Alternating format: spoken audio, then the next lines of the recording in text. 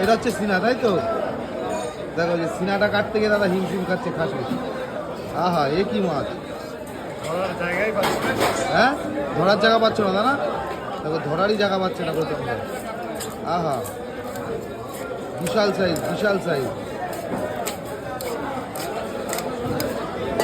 এ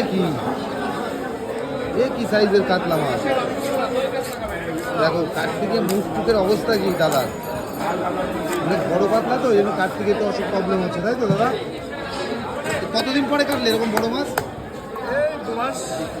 দু মাস পরে প্রায় দেখো বড় মাছটা কাটছে। 2 মাসের বেশি, প্রায় 1 বছর। হ্যাঁ দাদা, গুড মর্নিং। না কাতলা খাবো না, আজকে মটন নেবো। দেখো, আহা, এ কি! দেখো এই যে সিনাটা কাটছে।